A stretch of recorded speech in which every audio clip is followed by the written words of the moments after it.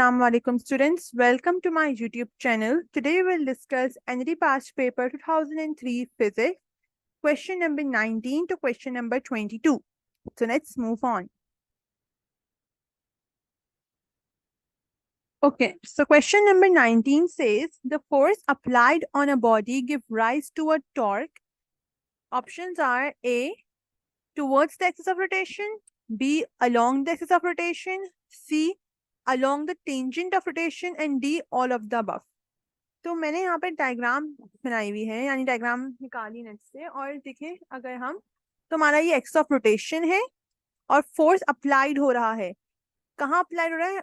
Along the axis of rotation applied हो रहा है. ठीक है, तो अगर हम देखें तो हमारा जो ऑप्शन है, जो करेक्ट ऑप्शन है, वो बी है. ठीक है, तो किस कहाँ अप्लाई हो रहा है? अलोंग द रोटेशन अप्लाई हो रहा है, towards axis of rotation apply नहीं हो रहा. ठीक है ना, tangent to the axis of rotation हो रहा है, along the tangent of rotation हो रहा है. ये भी नहीं हो रहा, तो कहाँ अप्लाई हो रहा है? Along the axis of rotation apply हो रहा है. ठीक है, तो ऑल ऑफ द अबव तो हो नहीं सकता, तो हमारा ऑप्शन क्या हुआ? B. Okay, now question number 20. अच्छा, question number 20 says the focal length of lens is 1.5 centimeter and erect image is formed 3 times larger. The object distance is. अच्छा, तो ये हमारा ऑप्टिक्स वाले चैप्टर से है. हमें बताई हुई है फोकल लेंथ बताई हुई है, और हमें बताया हुआ है inner images form 3 times larger, यानी हमें इमेज का डिस्टेंस बताया हुआ है, हमें ऑब्जेक्ट डिस्टेंस निकालना है. इसके लिए हमारे पास एक लेंस फॉर्मूला होता है, कहते हैं इस फॉर्मूला को 1/f is equal to 1/p plus 1/q. इसमें जो हमारे पास f होता है वो फोकल लेंथ होती है, p ऑब्जेक्ट डिस्टेंस होता है, और q जो होता है इमेज. अच्छा, अगर आप देखें तो हमें फोकल लेंथ बताई हुई है और हमें इमेज डिस्टेंस बताया हुआ है. जो हमें कहा गया इमेज डिस्टेंस से बताया, हमें कहा गया कि इमेज जो है वो 3 टाइम्स लार्जर फॉर्म हुई है ऑब्जेक्ट से. ठीक है,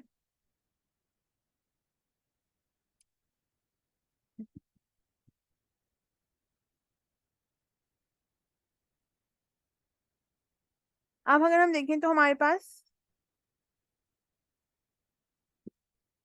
f जो है 1.5 सेंटीमीटर है, p हमें पता नहीं है. अच्छा, इरेक्ट का मतलब होता है हमारे पास कि वर्चुअल इमेज फॉर्म हुई है. ठीक है, वर्चुअल इमेज फॉर्म हुई है इसका मतलब होता है. और तो हमारे पास यहाँ पर q इज इक्वल टू होगा, -3p, क्योंकि हमारे पास इमेज जो है वो ऑब्जेक्ट से 3 टाइम्स लार्जर बनी है, तो हमने 3p लिखा है. और क्योंकि इरेक्ट है, एक वर्चुअल इमेज है, तो क्या हमने लिखा है? माइनस साइन लगाया. अगर ये रियल इमेज होती तो हम माइनस साइन नहीं लगाते. ठीक है, तो ये साइन का जरूर याद रखिएगा.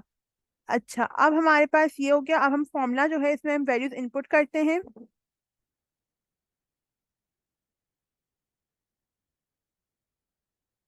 तो ये हो जाएगा हमारे पास, f की जगह आ जाएगा 1.5, p की जगह आ जाएगा हमारे पास p ही रहेगा. ठीक है, q की जगह आ जाएगा -3p.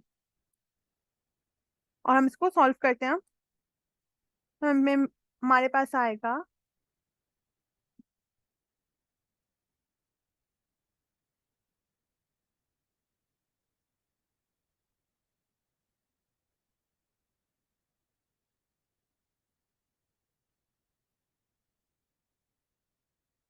1/1.5 is equal to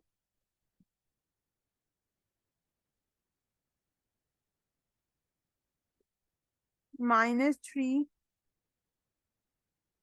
+ 1. जब हम एलसीएम निकालते हैं और नीचे आ जाएगा -3p. ठीक है, -3 + 1 इज इक्वल टू 1 - 2. और हम -3p को उधर शिफ्ट कर लेते तो हमारे पास हो जाएगा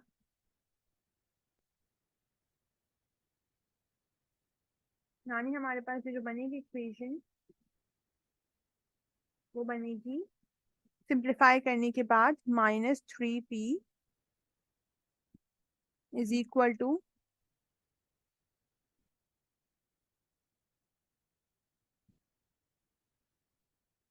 -3 + 1 is -2 multiply by 1.5 and divided by. अच्छा, इसको हम इक्वल टू कर देते हैं हम, यानी इसके नेक्स्ट स्टेप में हम क्या लिखेंगे? हम लिखेंगे P is equal to -2 multiplied by 1.5, which is -3। ठीक है, हमारे पास आ रहा है -3 आ रहा है। जब हमने दोनों को मल्टीप्लाई किया, अब -3 को हमने ये वाला -3 जो है, ये वाला -3 जो है, हमने इसको क्या किया, उधर शिफ्ट कर दिया इक्वल्स टू के, तो ये हो जाएगा -3 divided by -3, and we would gate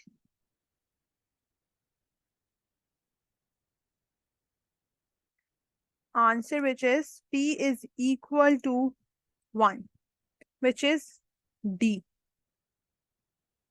okay, I hope ये क्लियर होगा आपको। इसका हमारे पास एक लेंस फॉर्मूला दिया होता है, 1/f is equal to 1/p plus 1/2।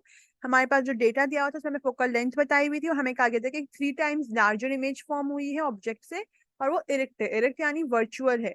जब भी वर्चुअल इमेज की बात होगी तो हम क्या लगाते हैं, हमेशा माइनस साइन लगाते हैं, जो हमने इधर लगाया है। ठीक है, और फिर इसके बाद हमने क्या किया, हमारे पास जो फॉर्मूला था उसके अंदर हमने वैल्यूज इनपुट की। एफ की जगह 1.5 लिखा, पी की जगह पी ही रहने दिया, क्यू की जगह -3p लिखा। फिर हमने इसको सॉल्व किया, हमने नेक्स्ट स्टेप में एलसीएम निकाला है। एलसीएम निकालने के बाद हमने इसको सॉल्व किया, तो हमारे पास आया है -3p को। ठीक है, ये वाला जो -3p है, हमने इसको उधर ले गए और 1.5 को इधर ले आए। ठीक है, यानी हम दोनों की इन दोनों की क्रॉस मल्टीप्लिकेशन की है। हमारे पास आ गया -3p is equal to -2 multiply by 1.5। हम इसको सॉल्व किया तो हमारे पास आ रहा है -2 मल्टीप्लाई 1.5 इज इक्वल टू -3। फिर जो यहाँ पे p के साथ -3 था, हमने इसको इक्वल टू की उस तरफ भेज दिया, तो हमारे पास मल्टीप्लाई होता है, तो जिधर जाके क्या हो जाएगा, डिवाइड हो जाएगा। फिर हमारे पास p is equal to 1 centimetre answer आया, जो हमारे पास ऑप्शन डी है। ठीक है, I hope it's clear now. Let's move to the question number 21। Okay, so question number 21 says two capacitors of 1 microfarad each are connected in series, then a 2 microfarad is connected in parallel, and the equivalent capacitance is। अच्छा, ये हमारे पास electricity वाले chapters से है। हमें बोला गया कि दो कैपेसिटर्स हैं 1 माइक्रोफराड के, जो दोनों हैं वो सीरीज में कनेक्टेड हैं, और 2 माइक्रोफराड का है जो पैरेलल में कनेक्टेड है इन दोनों से। ठीक है, हमें इक्विवेलेंट कैपेसिटेंस निकालनी है। हम एक डायग्राम बनाते हैं।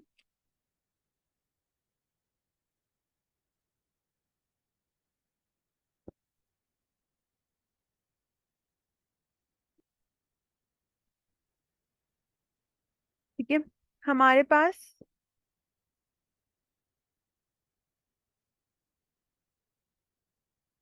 दो कैपेसिटर्स हैं जो सीरीज में कनेक्टेड है,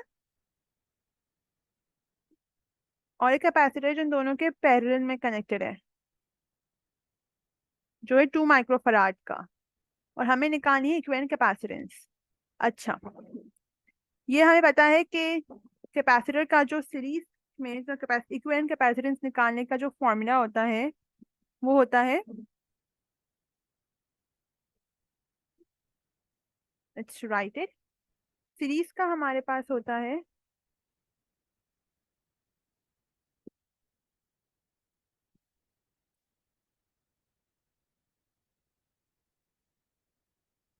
1/P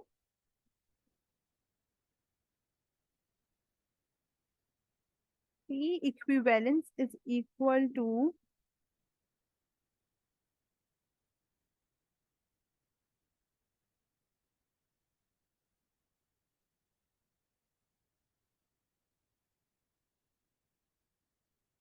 1/C1 प्लस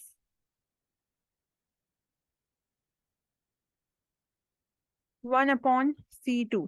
ठीक है, सीरीज में इक्विवेलेंट कैपेसिटेंस निकालने का हमारे पास ये फॉर्मूला होता है, और पैरेलल में हमारे पास होता है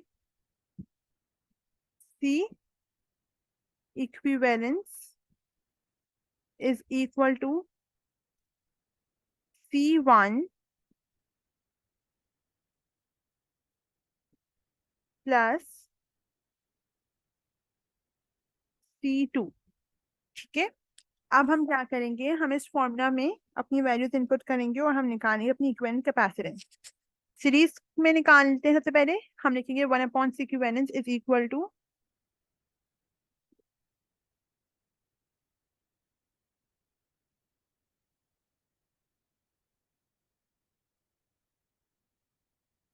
ठीक है।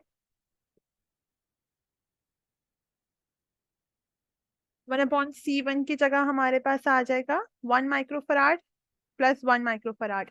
तो हम माइक्रोफराड को एज रहने देंगे और लिखेंगे 1 + 1 = 2।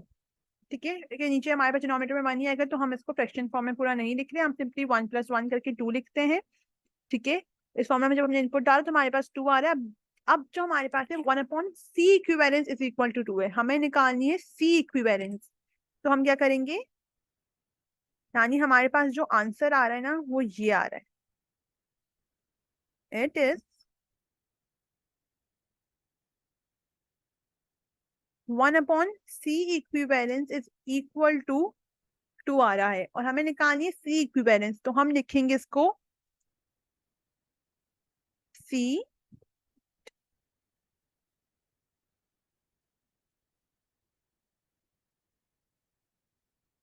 C equivalence is equal to 1/2।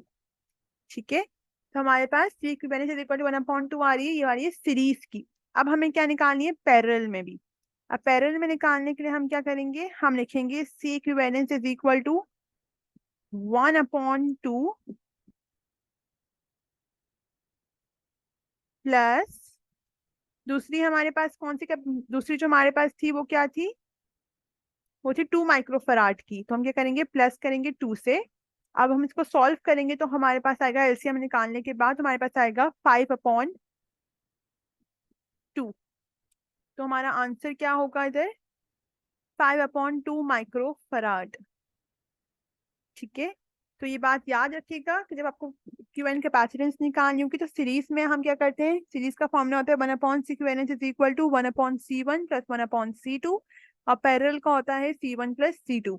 अगर आपके पास इस तरह कॉम्बिनेशन वाले आएंगे तो हम क्या करें, पहले सीरीज का हमने निकाला, यानी हमने इन दोनों को, इन दोनों की क्यूएन कैपेसिटेंस निकाली, तो हमारे पास आई 2, क्योंकि 1 1 था तो मैंने यहाँ पे नीचे 1 1 लिखना मुनासिब नहीं समझा, मैंने डायरेक्ट निकाल लिया और 2 आ गया मेरे पास। 2 आज जो मेरे पास आया था 1/C इक्विवेलेंस का आंसर था, मुझे सिर्फ और सिर्फ C इक्विवेलेंस निकालनी है। तो मैंने क्या किया, मैंने इस C इक्विवेलेंस को क्या भेज दिया, उधर भेज दिया, और 2 को मैं इधर ले आई, यानी क्रॉस मल्टीप्लिकेशन। ठीक है, मेरे पास आ गया 1/2। ठीक है, अब मेरे पास ये आ गई सीरीज वाली की, यानी इन दोनों की इक्विवेलेंट कैपेसिटेंस मेरे पास आ गई। अब मुझे पूरे उसकी निकालनी है, तो मैंने क्या किया, अब ये और ये पैरेलल में, अब मेरे पास इक्विवेलेंट कैपेसिटेंस निकालने के बाद किस तरीके से बन गया था, इस तरीके से बन गया था मेरे पास,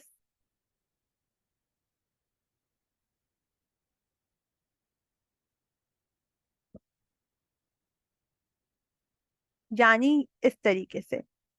ये वाला जो मेरे पास था 1/2 था, और ये वाला मेरे पास 2 माइक्रोफराड, 1/2 माइक्रोफराड ऊपर वाला हो गया था इक्विवेलेंट कैपेसिटेंस निकालने के बाद, और नीचे वाला हो गया था 2 माइक्रोफराड। फिर मैंने इन दोनों को क्या किया, दोनों को पैरेलल वाले फॉर्मूला से सॉल्व किया, और फिर मेरे पास वो करने के बाद एलसीएम निकालने के बाद जो आंसर आया वो 5/2 माइक्रोफराड था। ठीक है, तो हमारे पास जो ऑप्शन डी है। ओके, आई होप ये क्लियर होगा। Now let's move to question number 22। अच्छा, question number 22 says the path difference for constructive interference is, the path difference for constructive interference should be। अच्छा, कंस्ट्रक्टिव इंटरफेरेंस का जो path difference होता है ना, ये आपको याद रखना होगा, ये होता है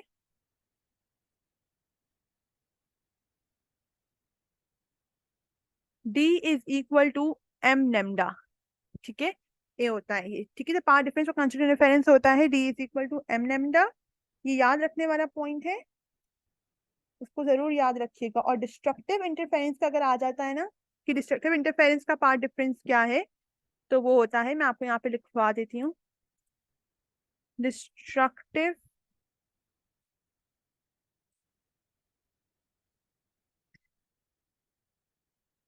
इंटरफेरेंस का जो पार्ट डिफरेंस होता है वो होता है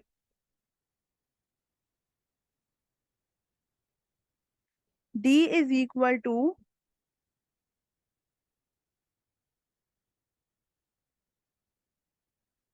M प्लस 1/2 लेमडा। ठीक है, डिस्ट्रक्टिव इंटरफेरेंस का जो होता है वो D is equal to M plus 1/2 lambda होता है, और कंस्ट्रक्टिव इंटरफेरेंस का जो पार्ट डिफरेंस होता है वो M लेमडा होता है। तो ये दोनों पॉइंट्स जो हैं वो जरूर याद रखिएगा। ठीक है,